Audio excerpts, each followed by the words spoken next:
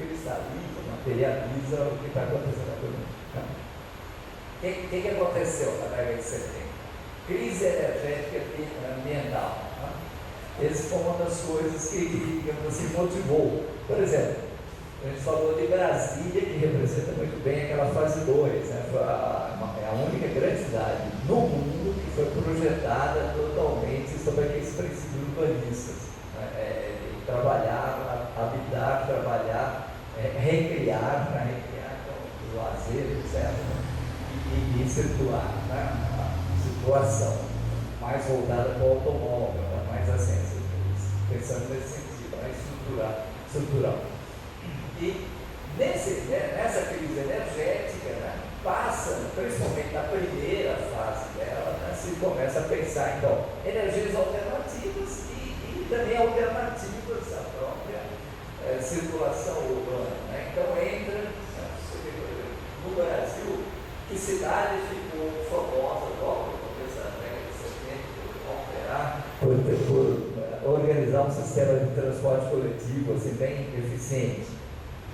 Curitiba, então, é o marco, né? Se Brasília é o marco da fase 2, Curitiba é o marco da fase 3 para o Brasil. Né? Claro que na própria década de 70, você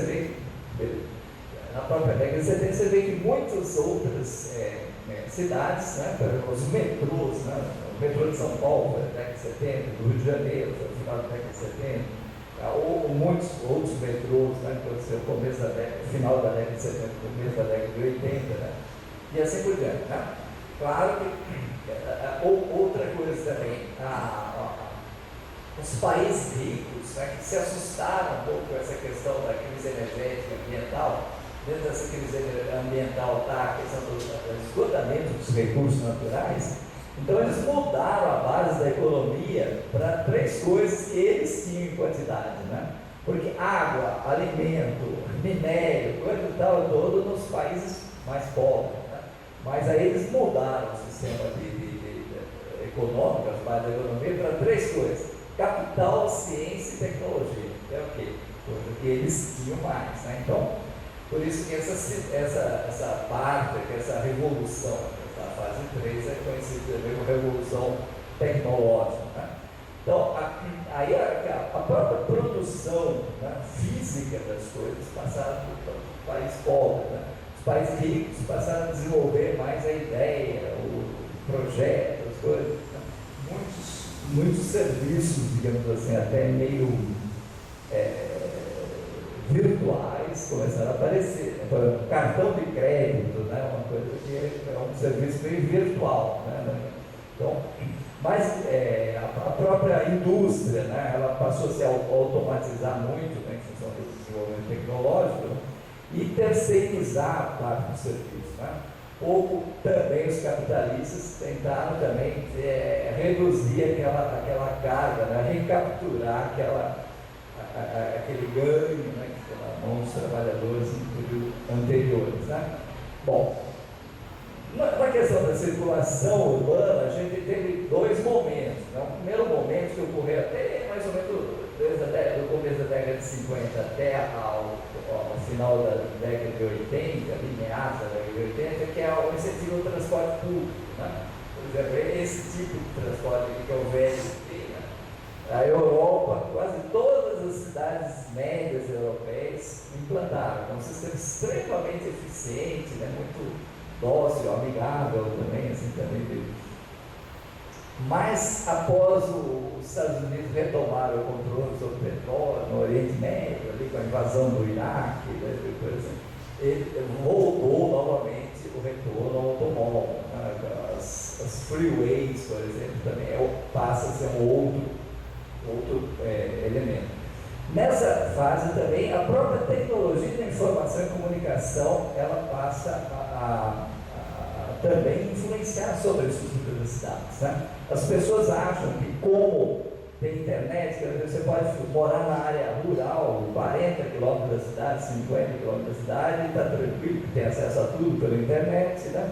Claro que aí também tem alguns subprodutos deles, né? Por exemplo, o famoso motoboy que entrega. Você tem acesso à internet para fazer um monte de coisa, mas o acesso físico e aí você tem o motoboy, que é explorado, tem um índice de mortalidade muito alto, porque ele é obrigado a atender com aquela velocidade que as pessoas esperam que tiver. Bom, mas assim, são outras coisas, né? Só para complementar também, uma coisa também que ficou muito característica de fazer recente, a questão da sociedade do espetáculo, né, que é chamada sociedade do espetáculo. Ou seja, as pessoas passaram a dar muito valor ao valor cenográfico das coisas. Né? Você vê assim, cidades como Las Vegas, Dubai, né, que parece ser uma cenografia, né, não parece ser uma cidade real. Né? Bom, da mesma forma, todo mundo acho que sabe, né, das grandes conferências mundiais sobre o meio ambiente, né? Estocolmo 72, Rio 92 e Rio mais 20. Né? Da mesma forma que tem essas grandes conferências, a ONU organiza sobre o meio ambiente, tem também sobre assentamentos humanos, né, que justamente o foco é discutir o habitat humano e as cidades. Né? E a gente vê que tem mudanças no Habitat 1, que foi em Vancouver, no Canadá. Né? Eu, na época, participei até como estudante, eu não fui, mas mandei trabalho, né? Em 76. Os pontos centrais, né, que se buscava é sustentabilidade e adequação aos condicionantes naturais. Né?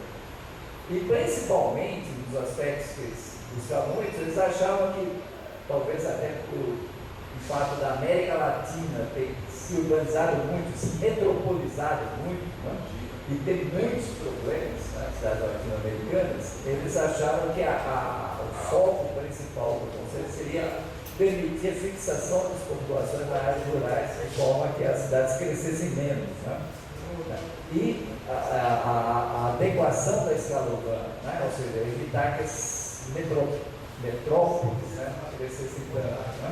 Então, esse foi o foco central desse Habitat 1, que foi em 76, em Vancouver, no Canadá. Em 96, né, teve um novo, né, então a cada 20 anos, igual ao meio ambiente, teve um em Istambul, na Turquia. Os pontos centrais foram os seguintes: eles constataram que mesmo porque a circulação as tecnologias de informação e comunicação permitissem as pessoas até ficar no meio rural, as pessoas preferiam, aparentemente, a sociedade humana preferia ficar no meio urbano, né? Porque a taxa de urbanização continuava a crescer, né? Mesmo com as novas possibilidades. Né? Então aí eles mudaram, né? Ao invés de tentar fixar as populações no campo, a preferência foi melhorar a qualidade de vida e a habitabilidade, especialmente os mais pobres, né, no contexto urbano. Né? Essa foi o foco da sociedade toda. E, evidentemente, a redução da miséria e da precariedade habitacional. Né? E 2016 vai ter outro, né? Quer dizer, não sabe exatamente como vai ficar, está tendo várias, né? Você vê, a cada 2 anos tem um fórum urbano. Teve um no Rio de Janeiro, todo mundo ouviu falar do fórum urbano de 2010 no Rio de Janeiro. Isso, 2010, e agora em 2014, 2012 foi, eu esqueci agora, onde foi. Em 2014, esse ano foi agora, esse mês, né, mês de abril, em Medellín, né, justamente preparando para esse Habitat 3. Né. As possíveis temáticas que eu acho vai ser cidades globais, a questão da habitação social, né, que é a continuação daqui, e a influência talvez das tecnologias de informação e comunicação. Pode passar, agora eu vou finalizar assim. Né? Eu acho que isso aí a gente já falou um pouquinho. Né? Não, só vou comparar um pouquinho aqui essas duas, só para entender melhor um pouco a cidade contemporânea. Né? No período moderno, né, que é mais ou menos o que a gente está mais acostumado aqui em Brasília, né, você tinha assim, entre a estrutura urbana, a nítida segregação do uso do solo, né, então tinha setor, como aqui tem, setor bancário, setor hoteleiro, né, tinha uma segregação social por padrões de unidade residencial. social, né? Você tem superquadras, você entende que é de classe mais alta, superquadras, mas assim, não tinha uma segregação tão grande quanto tem agora, né? Em classes. Né? E circulação, principalmente avenidas e grandes vias internas, predomínio do automóvel. No pós-moderno, ele tem uma integração, né? Atualmente a tendência é integrar mais as categorias de uso, né? Ou seja, você está mais próximo das ruas, você interagir mais com todas as atividades, né? Assim, por outro lado, você tem uma segregação social, espacial, muito mais nítida em enclaves residenciais, né? Você tem favelas, né, também, você tem guetos, né, de edifícios invadidos, assim, de baixamento, e você tem condomínios fechados, coisas de estruturas, assim, bem por muros, né? E circulação também, na parte da circulação, acredito que tem a invenção do corredor de transporte coletivo, né? Brasília atualmente tem alguns exemplos aí de implantação agora, né? Meio recente. Algumas não estão bem implantadas, mas assim, já é um. E pouco também a questão dos freeway. Freeway é o que mais tem em Brasília, né? Essas grandes rodovias, 8, 6, 8 pistas, né? 3, 5, 3, 4. Pode passar só para finalizar, eu acho que eu estou ainda um pouquinho atrasado. Só para comparar também alguns aspectos positivos que foram introduzidos no contexto contemporâneo. Né? Às vezes a gente ressalta muito o aspecto negativo, mas o positivo, né? E é o positivo que a gente deve reforçar, né? O positivo que a gente deve buscar, né? Sempre existe a possibilidade, em qualquer momento histórico, da gente ter aquela postura abélica, né? Ou seja, de abertura e inclusão do irmão. Né? Ou, por exemplo, uma coisa positiva que aconteceu em fases recentes até, é a inclusão social, por exemplo, de deficientes físicos e outras formas também de diversidade humana. Né? No modernismo, eu esqueci de falar, até na teoria existia, digamos, o ser humano padrão. Assim, igual foi baseado muito na questão da indústria. Né? A indústria, para produzir em escala, tudo tem que ser padronizado, né? Senão não dá muita coisa diferente. Né? Então ele tinha o ser humano padrão. E aqui não, existe então uma proposta, essa é uma coisa extremamente positiva, né? Vários outros positivos. Uma coisa que também não se tinha, digamos assim, até poucas décadas, né? Até o Estatuto das Cidades, coisas assim, as favelas eram pouquíssimas cidades que incluíam no projeto, no plano, como vai resolver, assim, como uma política social. Às vezes eles ficavam resolvendo, assim, tapar buraco, uma coisa ali, não falta água, vamos colocar água, senão vai dar uma epidemia, né? Mas assim, não tinha ela já, assim, não existia programas de urbanização de favela, né? Isso foi uma coisa positiva. Outra coisa também positiva, né, no Brasil é bem recente, né, é a participação popular. Né? No Brasil, por exemplo, na década de 70, teve um prefeito que foi preso, né, um prefeito de Lages, em Santa Catarina, foi preso porque queria fazer participação popular. Por quê? Porque foi, como a Constituição não previa essa forma de participação direta, né, que é o que a gente está buscando agora. A Júlia é um expoente na nossa experiência local, né? Os vereadores acusavam de ser um golpismo contra a Câmara, né? Porque apenas a Câmara podia representar o povo. Né? Também um esforço no sentido de aproximação, tolerância entre diferentes, o próprio ecumenismo, né? Dentro dessa questão. Novos indicadores de desenvolvimento, né? Por exemplo, nas fases anteriores, muitas vezes, até a invenção do IDH, o que definia era um indicador muito injusto, né? Que era o PIB, ou seja, então só era valorizada a questão de riqueza, mas a justiça social, ou se a riqueza estava produzindo bens humanos, né? O capital humano você estava evoluindo, ninguém. Então essa é uma coisa positiva, né? E reaberturas também para outras formas de mobilidade, né? Pedestrianismo, ciclismo, né? Então melhorias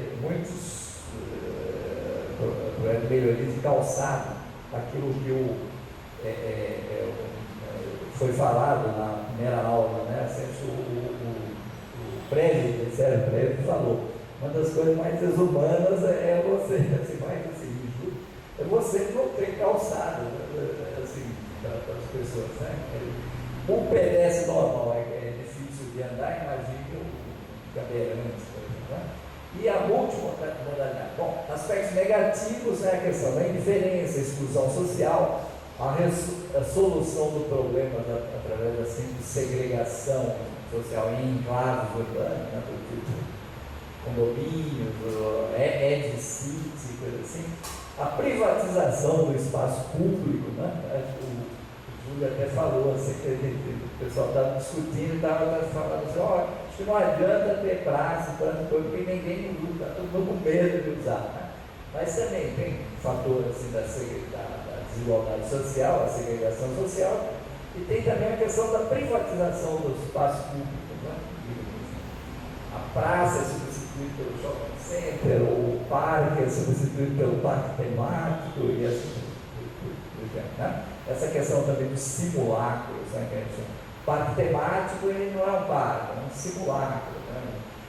O próprio shopping center não é um centro comercial, é um simulacro de centro, não é? Entidades pode só passar isso, só uma breve coisa assim para mostrar um pouquinho da influência. O Brasil, ele tem também uma característica, para entender também bem a cidade brasileira, ele historicamente ele sempre foi muito dependente do exterior. Né?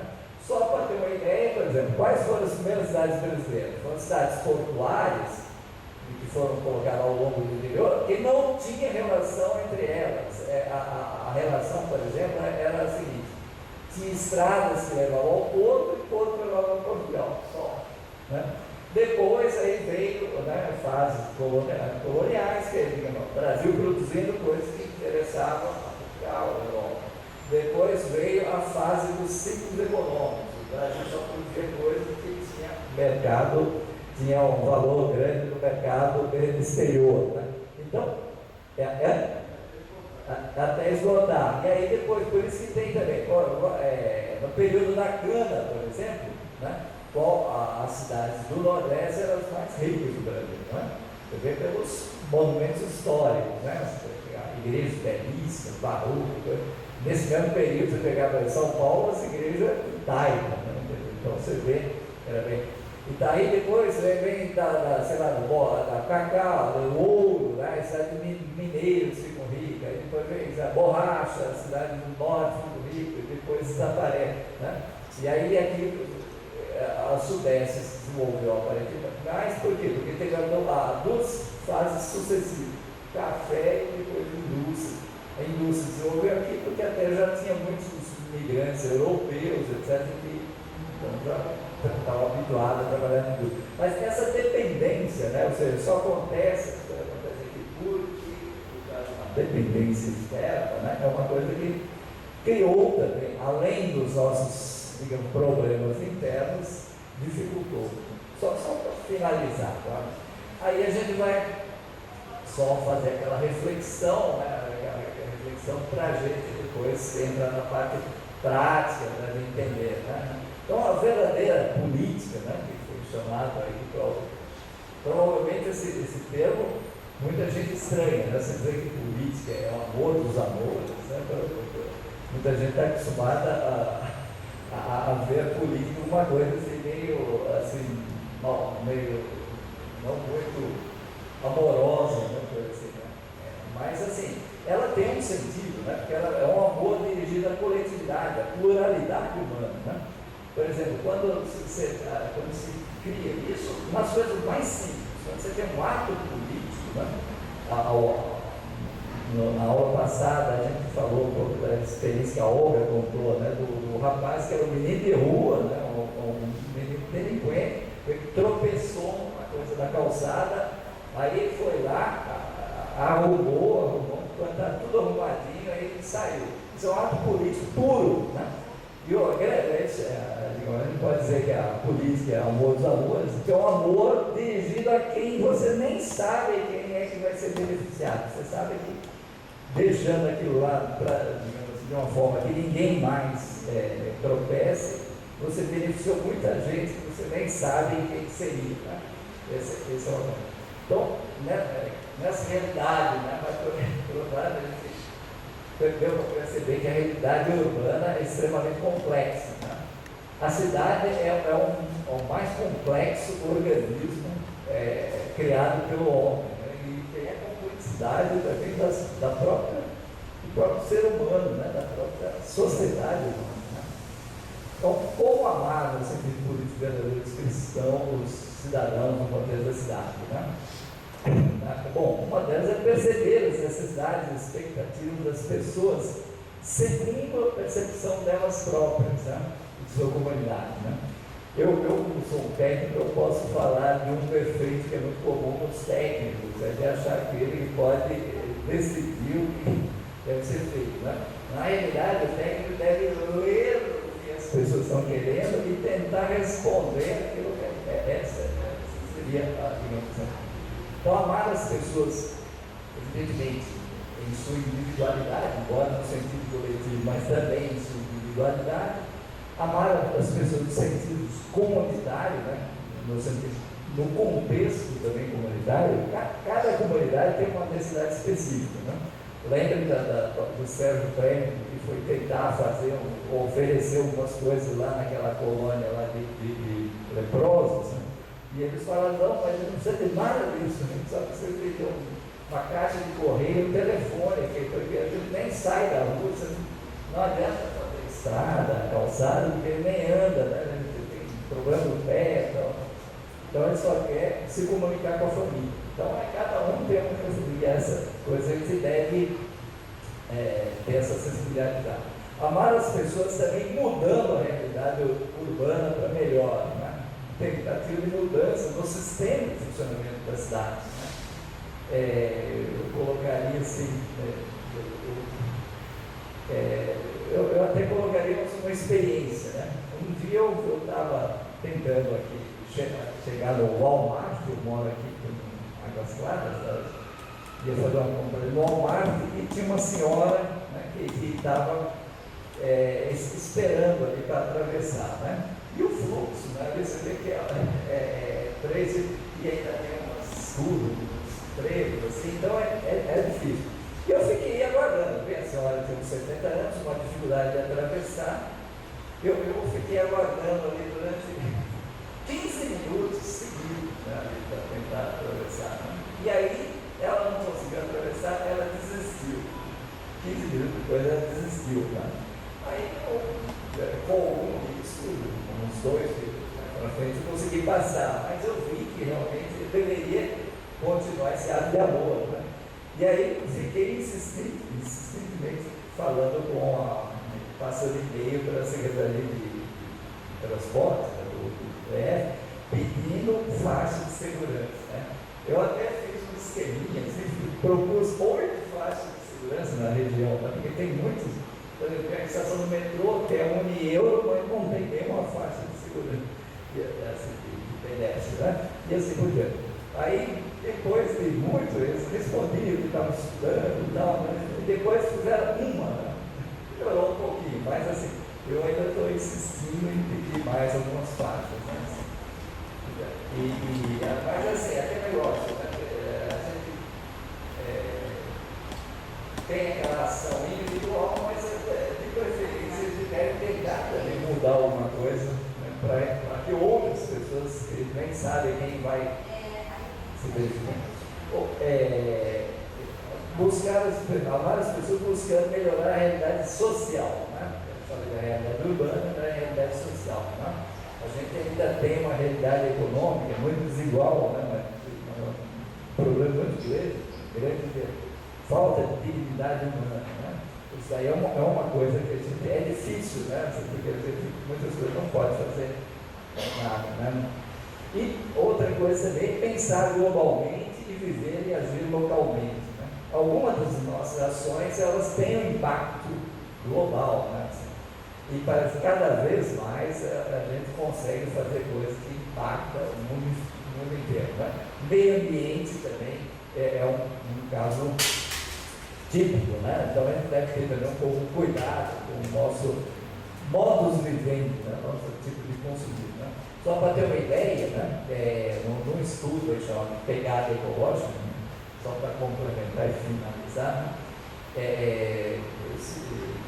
Eles estudam assim, digamos assim, há uma relação entre o modelo de consumo nosso, né?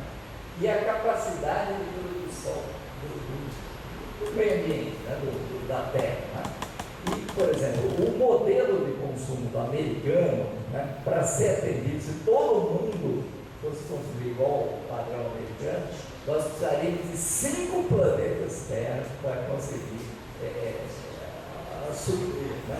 Então a gente tem que tomar muito cuidado. O nosso brasileiro assim, está um pouquinho mais do que deve, não está tão quanto o americano, mas a gente deve. Então, acho que é só isso. Não sei se...